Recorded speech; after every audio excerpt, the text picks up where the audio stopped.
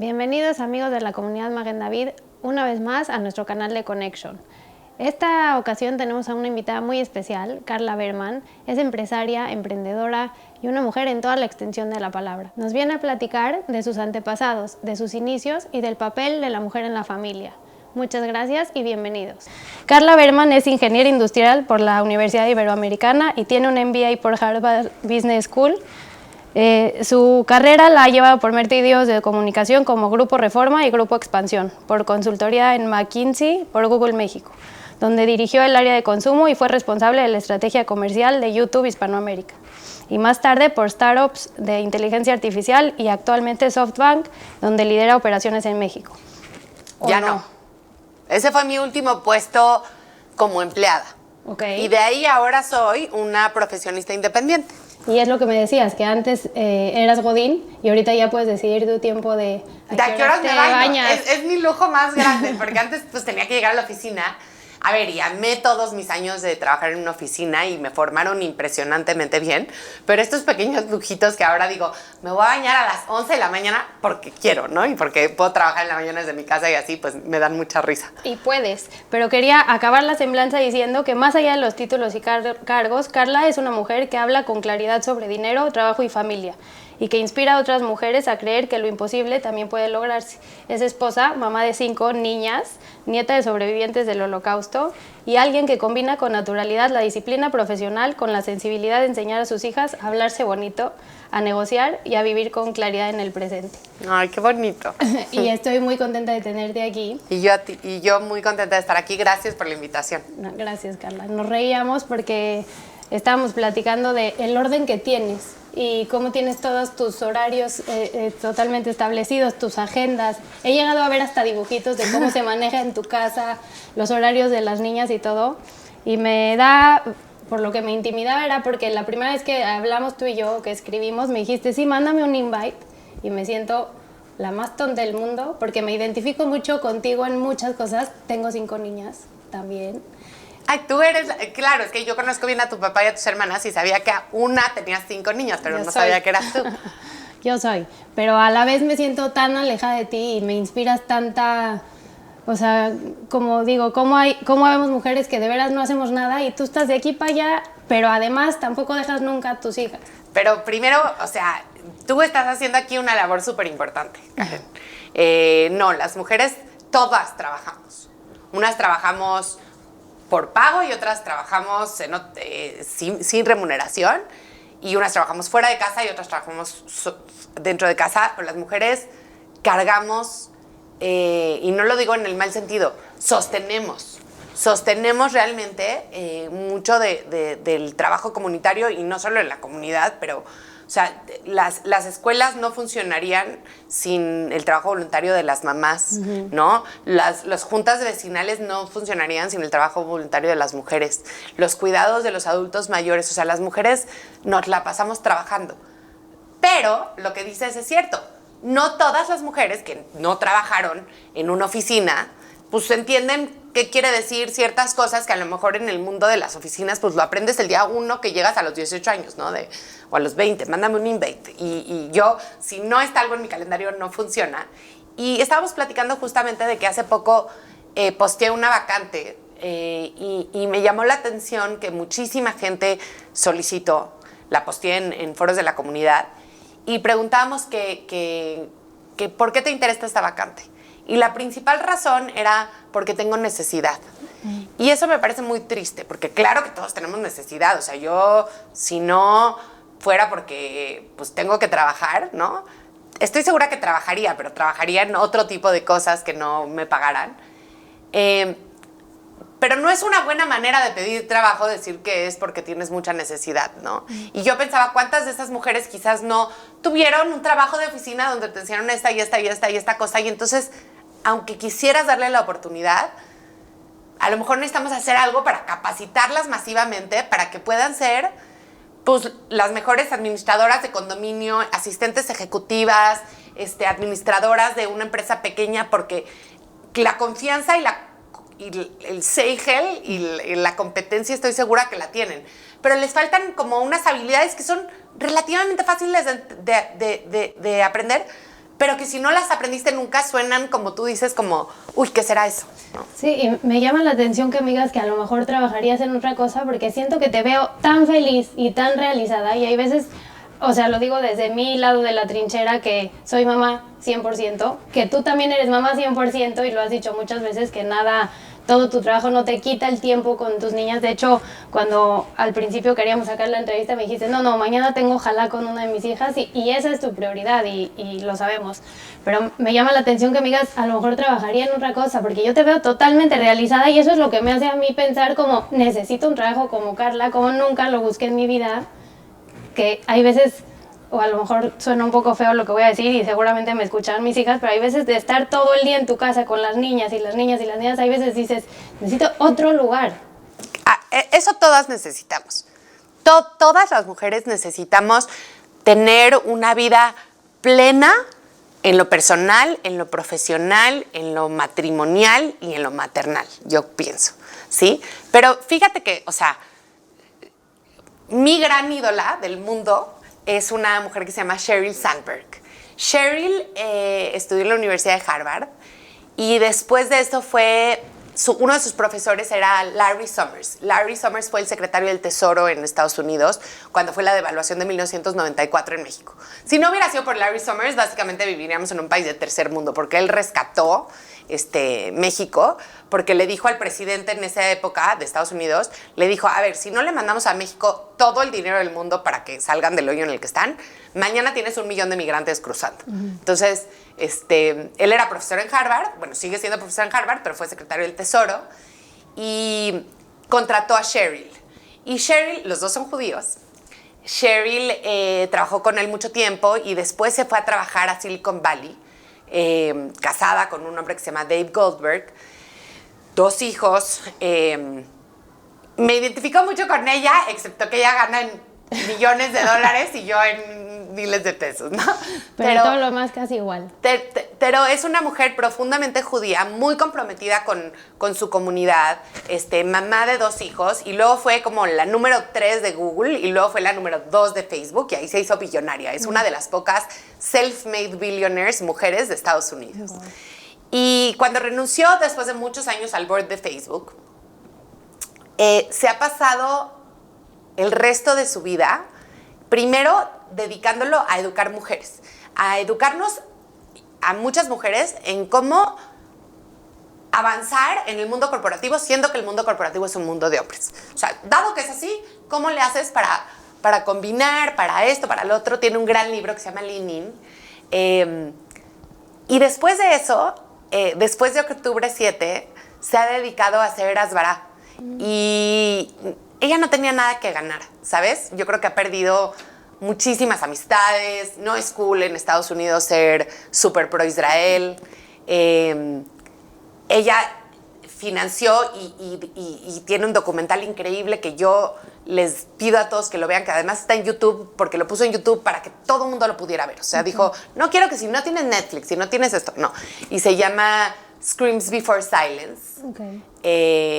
Lo vi. Es impresionante. Ella lo financió y ella es la que sale entrevistando a los sobrevivientes del Nova. Y para mí es la mayor inspiración que existe. Y a eso me refiero con que no trabajaría en esto. O sea, yo creo que hacer algo como lo que hace Sheryl, que aparte yo creo que trabaja todo el día. Se le murió su esposo además. Y hizo una fundación para dar becas en nombre de su esposo. O sea, creo que es una mujer tan profundamente judía en todo, ya sabes, hace Asbará, hace voluntariado, es mamá, es todo, y creo que para mí es como el mejor ejemplo que deberíamos de tener de cómo es ser una mujer judía en el siglo XXI. Y a lo mejor, como dices tú, en tu trinchera, a lo mejor no estás en su lugar ni nada, pero te vemos todo el tiempo contestando preguntas sobre judaísmo, y te vemos. La verdad que yo siento por ti que haces un Kiddush Hashem muy grande, porque eres una persona muy bien colocada, que además tratas bonito a todo el mundo y tienes una sonrisa en tu cara todo el tiempo, pero hablas de tu judaísmo. Te he escuchado hablar del Pirkei Avot, que te gusta. Te he escuchado que tomas tus clases de hebreo con Tali, o no sé si sigues tomando tus clases de hebreo. Ahora tomo en Duolingo. Sí. Y sí, yo me siento muy conectada con mi judaísmo. Yo de chica estudié Hidona Tanaj en la escuela porque no me gustaba el hebreo. Ahora digo, ay, ¿no? Pero entonces si tomabas Hidona Tanaj, podías no salirte una vez a la semana de la clase de hebreo. Y por eso empecé en el Hidón. Y luego me iba bien. Y bueno, me fascina, o sea, el Tanaj me parece espectacular. Me hubiera gustado estudiarlo mucho más, porque pues luego se acaba la prepa y ya como que uno se encuentra, se le atraviesa la vida. Pero sí trato de leer muchísimo sobre judaísmo. Trato de hacer casi todas las fiestas. No soy Shomer Shabbat, pero soy profundamente amante del Shabbat y cada año quiero hacer más cosas que para mí hagan sentido, ¿no? Y te vemos.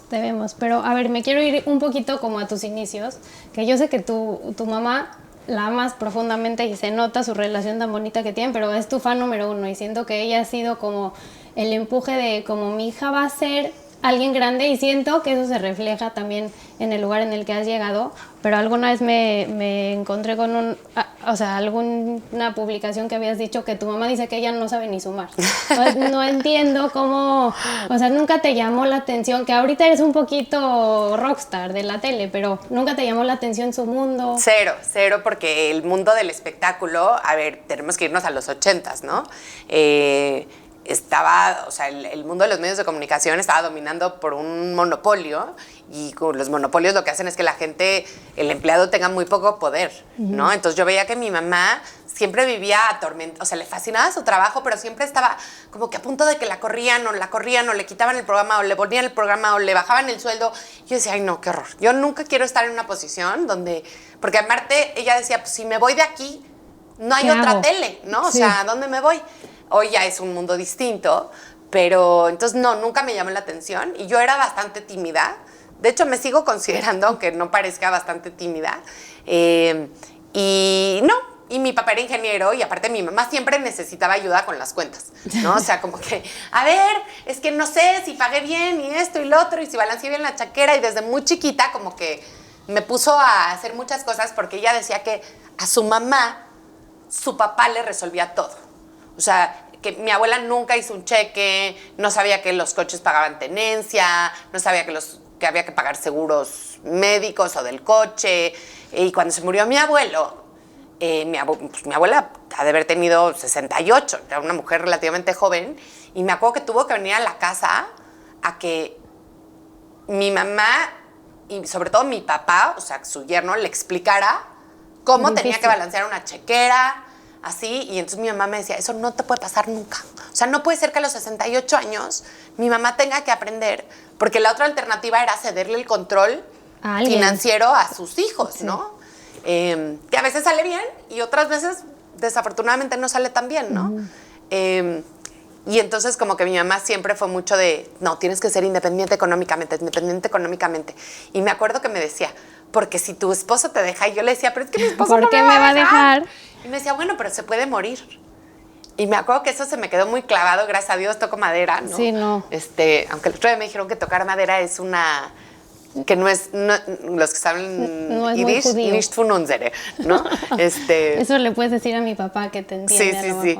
Pero sí, siempre me educó para ser una mujer financieramente independiente y yo creo que ella sabía que por donde ella iba no necesariamente iba a pasar, ¿no? Y aparte a mí me gustaba mucho estudiar, me gustaban los libros, me gustaban las matemáticas, o sea, como que no veía yo nada que hacer en la televisión.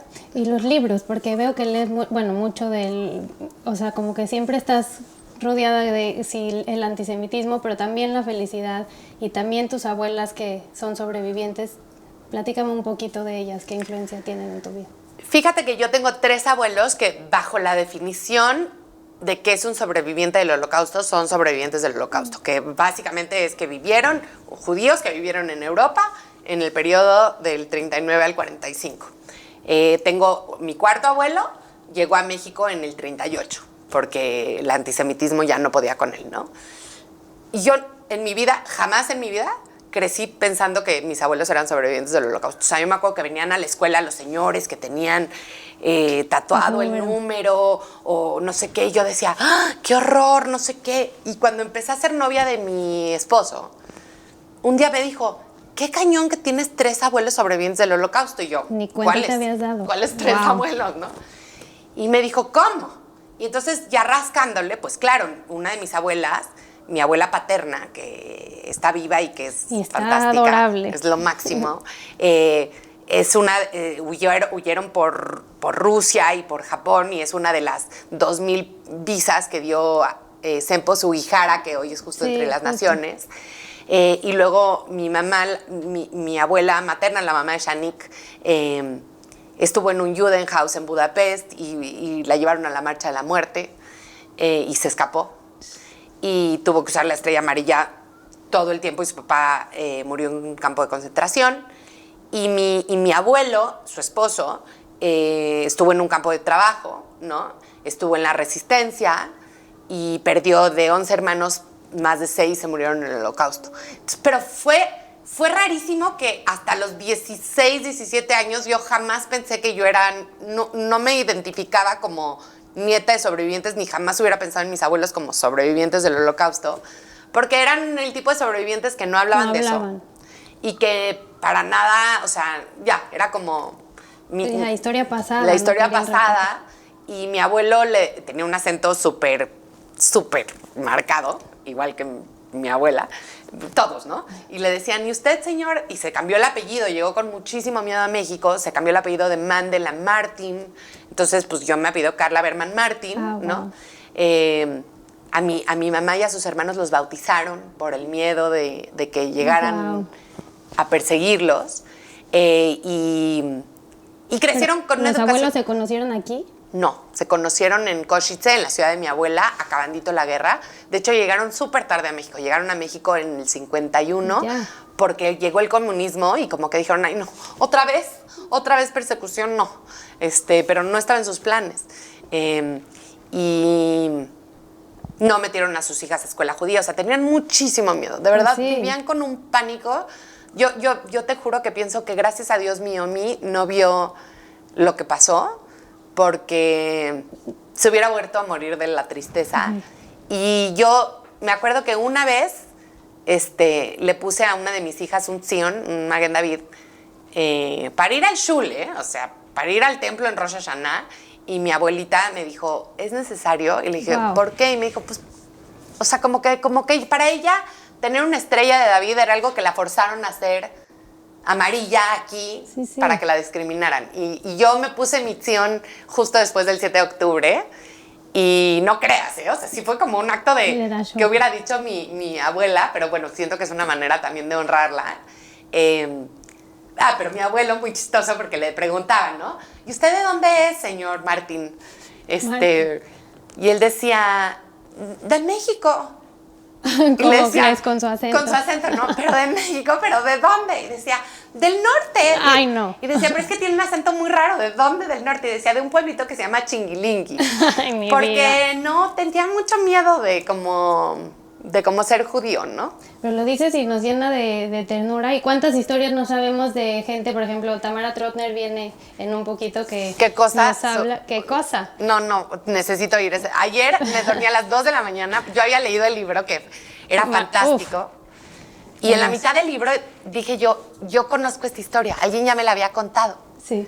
Y entonces empecé, me puse a stalkearla y de repente vi que su mamá era muy amiga de mi Omi, que ya falleció. Y que mi Omi me había contado esa historia. Y creo que los Ashkenazim de esa generación, todos tienen una historia con la familia Maus. O sea, ayer me estaba contando mi otra abuela que cuando ellos llegaron a México, el señor Maus fue el primero que le consiguió un trabajo. Y mi Omi contaba que cuando a ellos los trajo un hermano de mi abuelo a México, te digo, en el 51, o sea, ya con más planeación y todo, que les dijeron que tenían que traer una vajilla de 40 personas, un encargo, ¿no? Que era para la familia Maus. Y que mi abuela decía, pues, ¿cómo será México que la gente necesita vajillas para 40 personas? Wow. ¿No? Ve qué anécdota nos estás contando, porque ya viene mañana Y bueno, también además de la de Nadie nos vio partir, tiene la de Pronunciaré sus nombres, y como hay historias, hay abuelos que sí se dedicaron a contarles a sus nietos. Por ejemplo, en su historia de ella se ve que el abuelo le contaba mucho y la abuela le costaba mucho más trabajo.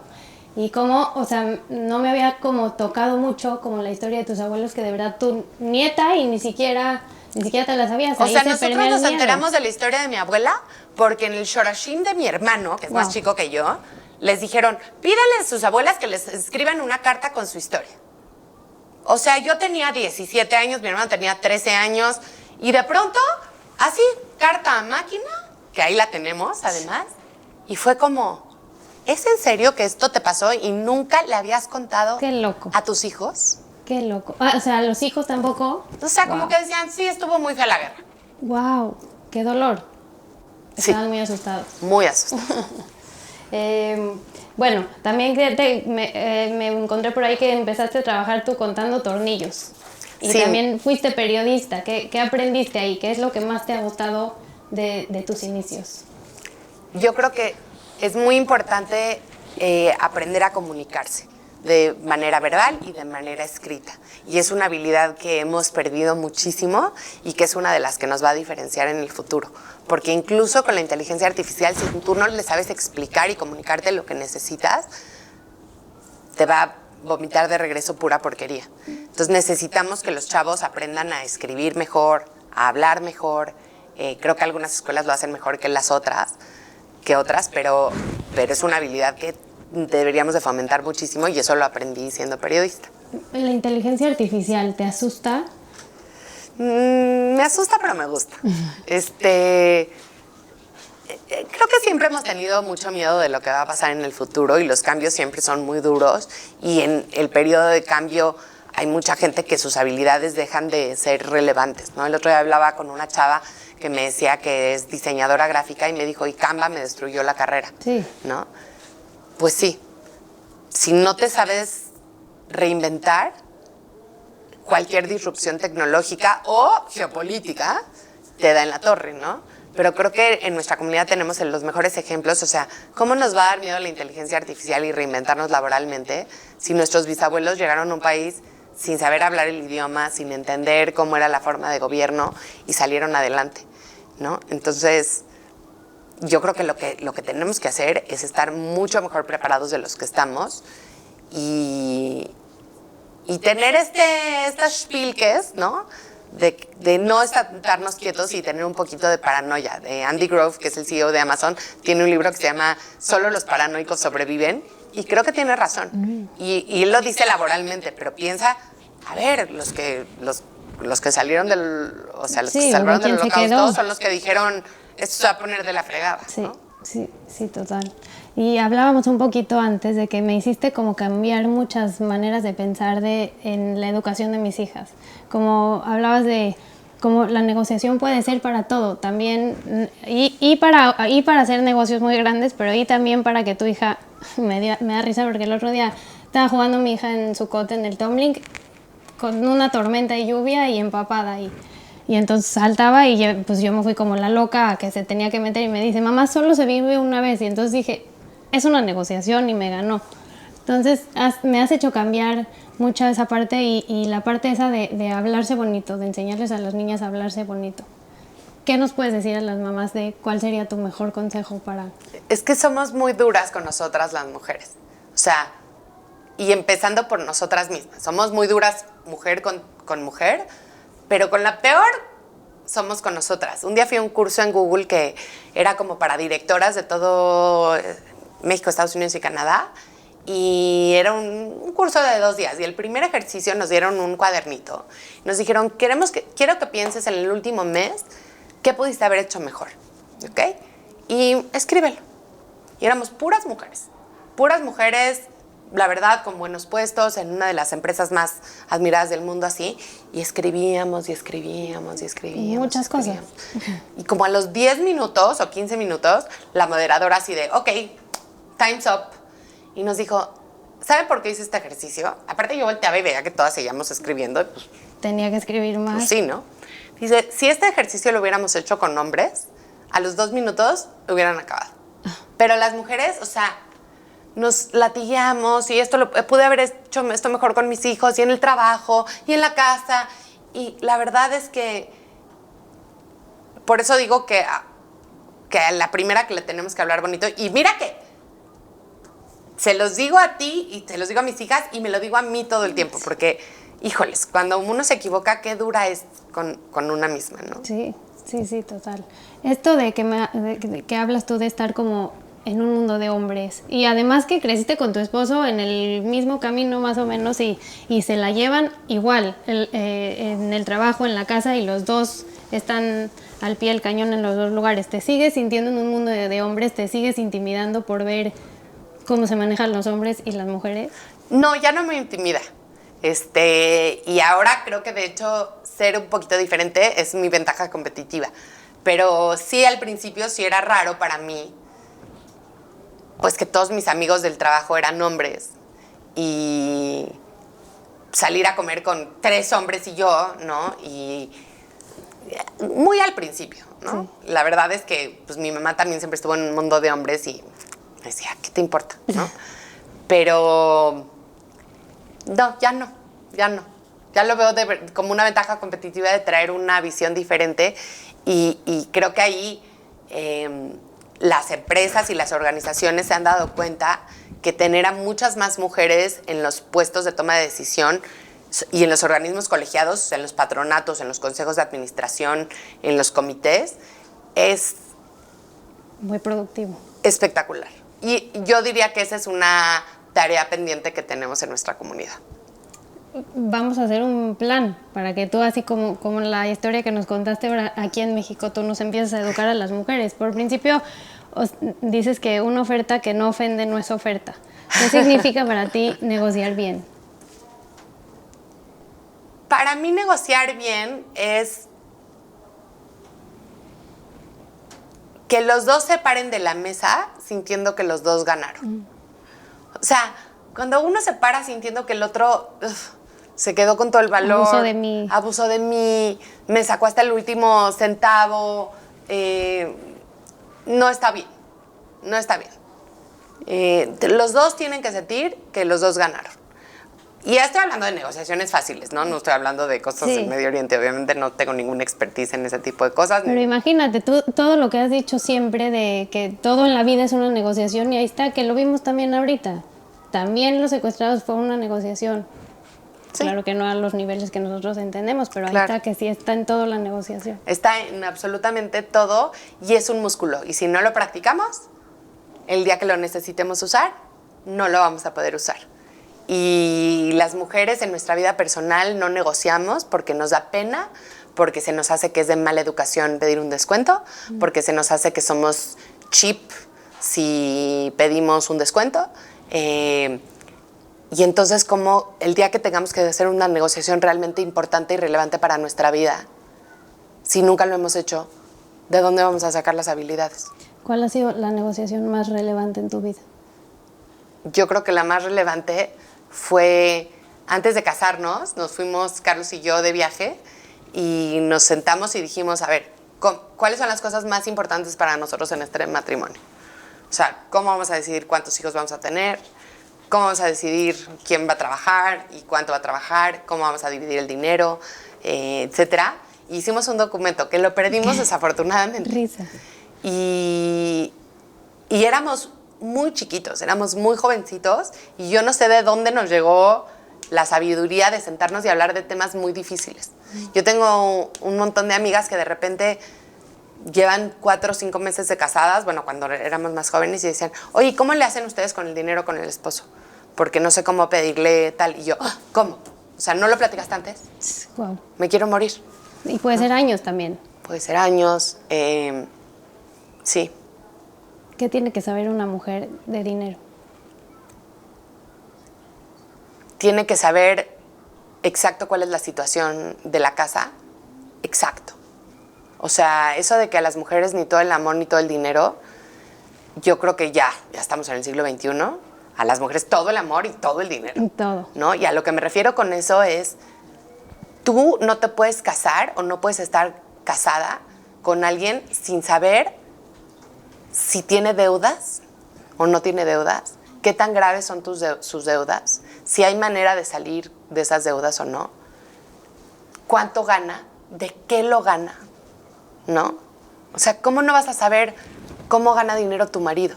No, y fíjate que dices, no te puedes casar. No dijiste no puedes estar casada con alguien que... O sea... Sí, no te puedes casar. Y ni siquiera nos pasa, la verdad, a muchas por la mente qué está pasando con el dinero de nuestros maridos. A lo mejor nunca. Y creo que por varias razones, o sea, ni siquiera es porque tú quieras todo el dinero y así. Pero es como si pones en Google Maps que quieres ir de aquí al aeropuerto, pero no le dices dónde estás parada hoy.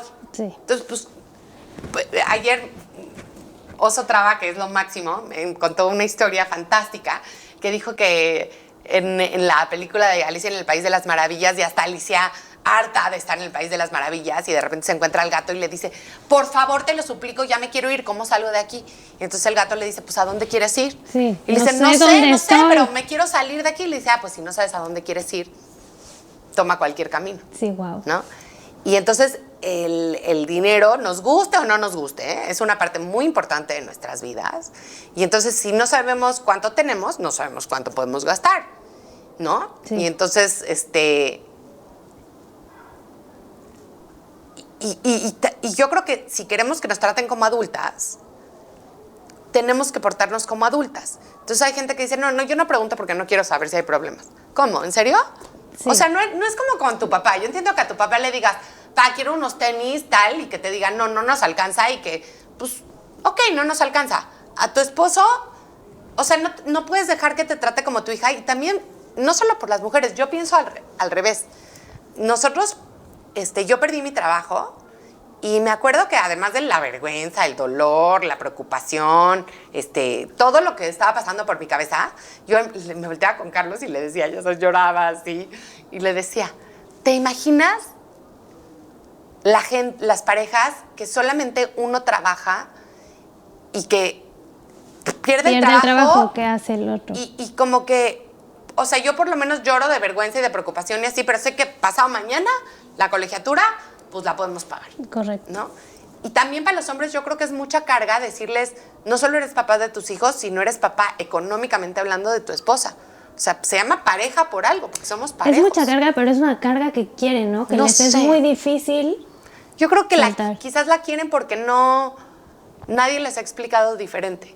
Yo creo que cuando se dan cuenta que su esposa puede ser su mejor socia, y que además es un modelo que hemos tenido en mucha parte de la historia en nuestro pueblo. O sea, piensa en nuestros abuelitos que trabajaban en el centro. Muchas veces nuestra abuelita era la que cuidaba la caja. Sí, ¿no? Sí, o la que vendía las medias y los corpiños. Y sabía exacto cuánto entraba en la caja y cuánto salía de la totalmente. caja. Y de repente algo pasó cuando nos empezó a ir mejor, que como que dijimos, no, tú para acá, tú no te preocupes. Y también el lado de la casa, también tú en tu negocio no te metas con lo que está pasando aquí en la casa. Sí. Y es duro hay veces, porque es mucha carga de un lado y mucha carga del otro también. Es mucha carga de un lado y mucha carga del otro. Y a ver, no digo que siempre 100%, yo también, luego hay mucha gente que dice, es que tiene que cuidar a los hijos la misma cantidad de horas. Cada quien se arregla diferente, ¿no? Yo no creo que haya una sola receta, pero sí creo que los grandes problemas, o sea, imagínate que tu esposo que tú estuvieras enferma, así muy enferma, Sí. Dios no lo quiera, ¿no? Y no le contaras a tu esposo que estás muy enferma. Es lo mismo que si le pasaría a un señor que se quedó sin trabajo o sin dinero y no tiene con quién hablar. Ajá, y no te dice para que no te preocupes, pero entonces tampoco lo puedes ayudar. Pero, o sea, creo que hay cosas que son demasiado importantes como para que no sean platicadas entre el papá de tus hijos. Y es una sociedad. Rav Jonathan Sacks dice algo que me encanta, que dice, no te encuentras en un lugar. Tú te pones en el lugar y solamente tú puedes ser la persona que te salgas de ese lugar. Y para mí que me estás encontrando en un lugar en el que estoy perdida, también siempre uno regresa al lugar en el que se perdió y es más fácil encontrarse. 100%. 100%. Y tenemos tantos buenos ejemplos. O sea, de repente Carlos de broma me dice, ¿por qué no puede ser una mujer normal. judía normal. Y le digo, no, Karen, se nota que la que estudió Gidón Ratanaje aquí fui yo y no tú. Sí. Porque déjame que te cuente la historia de nuestras matriarcas. Total. ¿No? O sea, Sara le dijo a Abraham, ahorita vas con Agar y ahorita haces y ahorita la corres y Ellas ahorita no sé mandaban, qué. Sí. siempre. Rivka dijo, no, este no es el bueno y entonces, ¿no? O sea, no tenemos esta historia de mujeres que no se meten en el espacio masculino, al revés. Sí, lo crean, Sí. más bien. Alguna vez me encontré con una plática que estabas haciendo con los Sharks, que estaba Ari Boroboy, la verdad no me acuerdo quién más estaba, pero justo decían que, o sea, tú tienes muchos estudios y tienes muchas certificaciones y todo, pero hay quien no, y hay Sharks que no, ni siquiera estudiaron ni aprendieron con la experiencia. ¿Qué opinas de eso? ¿Qué opinas de no tener una carrera y poder sí salir a chambear con intuición? Yo creo que no hay reglas, ¿no? Creo que cada vez, o sea, tenemos que pensar que en general vamos a ser como el promedio de la gente. Sí, Bill Gates no necesitó acabar la carrera, ¿no? Y hay mucha gente que no necesitó acabar la carrera. Cada vez más, en el mundo globalizado que vivimos hoy en día, si queremos tener una fuente de ingresos sostenible, legítima y que nos dé orgullo, se va a necesitar más tener preparación.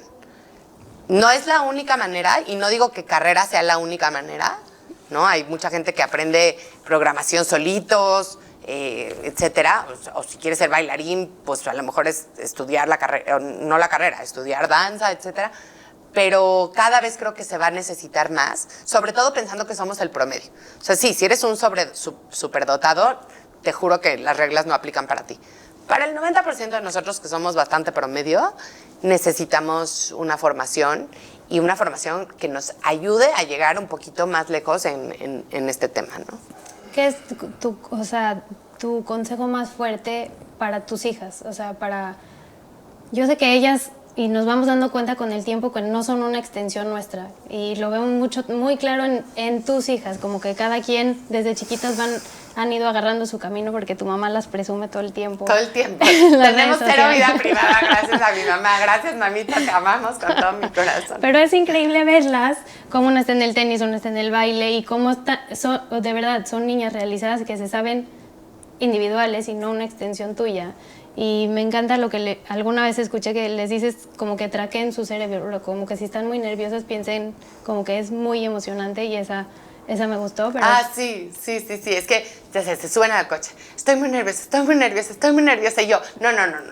Cada vez que pienses nerviosa, di emocionada. Y así como que va a ser más... Se convierte. Ajá. Sí creo que sirven esos como truquitos. Que el consejo más importante que les doy a mis hijas es que, uno, se preparen. O sea, sí creo que mujer preparada, hombre preparado vale por dos. Que nunca dejen de aprender. Y te digo, no es solo educación formal. O sea, muchos de nuestros abuelos no pudieron estudiar, pero es gente que se la pasa leyendo, que se la pasa yendo a cursos, que aprende o sea, tienen los ojos muy abiertos, ¿no? Aprenden de cualquier conversación en la que están. Entonces, eso, como ver el mundo con esos ojos de asombro y de que quieres aprender. Y la segunda, yo creo que es bien importante que escojan muy bien con quién se van a casar. Y ya sé que suena como que llevamos hablando de la mujer empoderada y así, y luego la gente me dice, ¿cómo? Pero entonces sí, para ti es muy importante que se casen tus hijas y que se casen jóvenes, sí. Y son muy chiquitas y ya estás pensando en eso, ¿no? Ah, no, bueno, yo a todos los días que van pasando les veo cara de yerno. Sí, a ver cuál puede ser. Sí, yo creo que estamos hechos para vivir en comunidad y para hacer familias, y ojalá que todas tengan la suerte de poder hacer una bonita familia, pero no sé, siento que ahora mucha gente le dice a sus hijas, no, tú primero vive, ¿no? Sí. ¿Cómo? ¿Ya después te mueres y te casas después de muerta? ¿O cómo funciona, no? Sí. Yo he vivido muchísimo junto a mi esposo y no lo cambiaría. No me hubiera casado ni un minuto después de lo que me casé porque construimos juntos, ¿no? Pero sí es muy importante con quién te vas a casar, porque si esa persona tiene completamente diferente a ti sus creencias, está difícil, ¿no? Y en algunas cosas es muy obvio, como que si alguien te dice, a ver, ¿tú crees que es buena idea que alguien que es ultra kosher y shomer Shabbat se case con alguien que es cero observante? ¿Qué dirías? Muy complicado. Cero buena idea. Sin embargo, nadie piensa en eso en cuanto al ámbito laboral, ¿no? O sea, como que nadie le pregunta a su esposo, oye, ¿tú crees que las mujeres no deberían de trabajar? ¿No? No está en los requisitos para casarse. Porque además a lo mejor nadie te diría, ¿no? O sea, no sé si se atreverían a decirte, sí, la verdad, yo creo que las mujeres no deberían de trabajar. Pero hay que entender qué quiere decir trabajar para cada quien. Porque si eres una mujer que vas a chambearle duro y vas a estar en un trabajo que a lo mejor en lo que vas subiendo y ganándote ciertas concesiones que tienen un puesto más grande, vas a tener que ir todos los días de 9 a 6 a trabajar y un día te van a hablar del kinder y te van a decir, tiene fiebre la niña, y ese día, punct, porque aparte siempre pasa, tienes la visita del CEO global a la empresa y no te puedes salir. ¿Y cómo has hecho eso? Le hablas a tu esposo. Wow. Y le dices, hoy te toca a ti. Wow. Porque ya sé que tú también tienes una junta muy importante, pero ¿qué crees? La mía no se puede cancelar. Es más importante. Y si tienes un esposo que siempre te va a decir que la de él es más importante, entonces a la cuarta vez que falles, no te van a considerar para otro puesto. Sí, porque nos quejamos de que vivimos, a lo mejor hay veces decimos no podemos porque vivimos en un mundo machista, pero nosotras creamos el mundo machista, nosotras creamos el que sus citas sean más importantes que las nuestras, el que sus tiempos sean más importantes que los nuestros, y hasta que no empecemos a creer nosotras que el nuestro también es importante, pues ¿cómo lo creerían ellos tampoco? Claro, y que tengas a alguien que diga, pues sí, yo tampoco me quería salir de la junta, pero no pasa nada, ¿no? Y la otra cosa es que creo que necesitamos colectivamente, eso es un problema colectivo, necesitamos hacer que ser mamá trabajadora en nuestra comunidad sea muchísimo más fácil. Tenemos la infraestructura. O sea, yo pienso que yo tuve que crear todo un sistema súper complicado de operar, que además me costaba la gran parte de mi sueldo al principio para que mis hijas estuvieran bien cuidadas, bien atendidas, que pudieran convivir con mi mamá, con mi suegra, o sea, que no las privara yo de experiencias con la familia y así, porque yo no podía ir a comer los martes, ¿me entiendes? Pero hay otros países y además hay modelos. O sea, en Brasil, en la comunidad, donde es el deporte, es la escuela, ¿no? Y entonces los niños, que sus papás, no solo sus mamás, trabajan, se pasan de un lado al otro, les dan de comer, tienen un club de tareas, los llevan a su primera clase y cuando son las 5:40 que acaba la primera clase del deportivo, llega la mamá por ellos. Imagínate sí, que es fantástico. Qué fantástico. ¿No? Aquí nomás de pensar en tener que ir al deportivo ya se te fue todo el día. Sí, o luego que hubiera un sistema de transporte. O sea, tenemos la infraestructura. Lo tenemos que poder hacer para que las mujeres que hoy se están casando y que además están yendo todas a la universidad, están teniendo súper calificaciones en la universidad y muchas están teniendo muchas aspiraciones profesionales súper legítimas, a la hora que tengan su primer y segundo hijo, sientan que tienen todo como dicen en inglés, un village que las está soportando, ¿no? Y ayer que veía la serie de Tamara, no sé, hay algo del kibutz que a mí me parece súper romántico, en el sentido de que tienes muchas cosas resueltas, ¿no? Para que las mujeres puedan trabajar, y siempre platico con algunas amigas, les digo, yo no sé cómo hacen las mujeres en Israel, todas tienen 3 hijos, ¿no? O más, y todas trabajan. Y entonces alguien me dijo el otro día... Y no tienen ayuda, además. Y no tienen ayuda. Y alguien me dijo el otro día, y además sus cenas de Shabbat... Sí, ¿qué tal? espectaculares. Yo cada vez que voy, mis primas, mis tías, porque tengo familia muy cercana de sangre, porque uno de los hermanos de mi abuelito, el de Chinguilingui, se fue a vivir a Israel. Ellos se cambiaron también de apellidos, de Mandel se pasaron a Shkedi, que quiere decir lo mismo, quiere decir almendra. Y entonces, cada vez que voy a una de sus cenas de Shabbat, digo, ¿cuántos días cocinaron? O sea, hay 70 platillos, ¿no? Y sin ayuda. Y entonces una amiga de broma me decía, sí, pero sus casas están horribles y y se ven pésimos, ¿no? En México somos guapas las mujeres. Y sí, me lo decía de broma. Pero porque creo que uno, se exigen menos a sí mismas, y dos, hay muchos más sistemas. Se exigen menos, pero cosas menos importantes. Sí, sí. Sí, porque ahí tienen a la familia. Porque lo indispensable y lo importante, ¿verdad? Ahí está puesto. Sí. Y ayer que estaba, te digo, viendo esta serie, que por favor todos la tienen que ver. Si pueden, si todavía les dan tiempo, lean primero el libro y luego vean la serie. Porque es muy importante leer primero el libro. Pero haz de cuenta, mis primos les tocó crecer en el kibutz donde los niños vivían en el Beit HaYeladim, ¿no? Solitos, como acá. Y ayer explicaron por qué. Y se me puso la piel chinita. Dijeron, los ponemos en el Beit HaYeladim. Se hacen independientes. Porque se hacen independientes y porque sus papás venían de muchos traumas. Era la generación que venían de la guerra. Y me partió el corazón por un lado, pero bueno, por otro lado, pues entendí. Pero a lo que voy es, claro, en México no vivimos en kibutzim, pero si adoptáramos ciertas cosas del kibutz, sí, seríamos infinitamente más libres, ¿no? O sea, yo vivo en un conjunto muy bonito, digo que lo único que me falta es que haya una lavandería, ¿no? Una kvisa, porque es lo que más lata me da en mi casa, todo lo demás ya lo tengo medio bajo control. Pero necesitamos estos esfuerzos colectivos de que no se vea mal visto. A ver, no digo que sea fácil, Karen, pero yo nunca pude llevar a mi hija a la clase de mamá y bebé al deportivo, ¿sí? Y pues, entonces se iba a jugar a la ludoteca con su nana. Porque además por más que nunca faltaste en tu casa y nunca faltaste a las actividades, no tuviste todo. Cosas que ni la saqué de la alberca cada vez que sale, y tengo una chiquita y sigo sin poderlo hacer, aunque digo, ya me gustaría, pero pues, y seguro me van a reclamar. Pero a todos nos reclaman, aunque hayamos estado en todas las clases, todos sus traumas al final van a tener que ver con algo que nosotros hicimos. Todos. Y además, claro, si eres la única mensa que no va a la clasecita de la mamá y el niño, pues se siente bien horrible, ¿no? Bien horrible. Si de pronto hay 15 niños que su mamá sigue trabajando porque una trabaja en Nestlé y otra trabaja en Procter y otra trabaja en la comunidad. Es normal. Y entonces los niños están en una clase con 5 monitoras y a las 5:40 llegan todas las mamás por los niños, ya no eres el único. Sí. Y te juro que nuestros niños van a crecer bien. Sí, no es que haga falta, sino es como el ver como qué sí tienen los demás que yo no. Sí.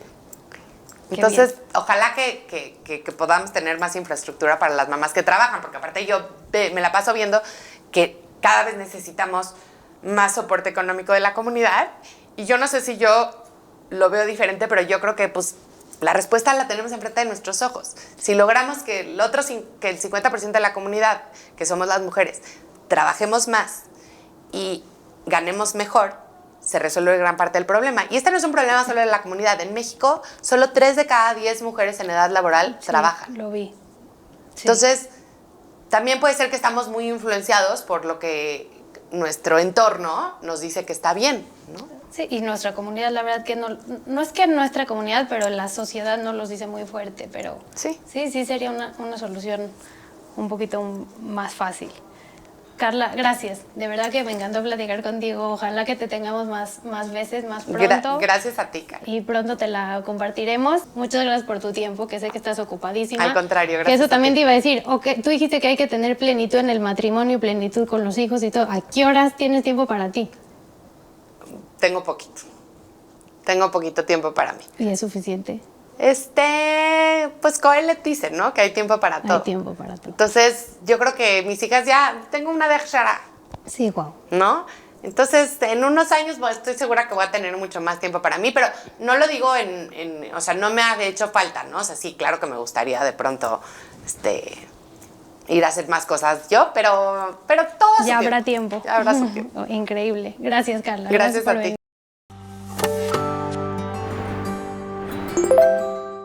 Y cuando decidí que sí iba a hacerlo, después de hablar con algunas personas que han pasado por algo similar, y por eso creo mucho en el poder de escuchar historias de otros,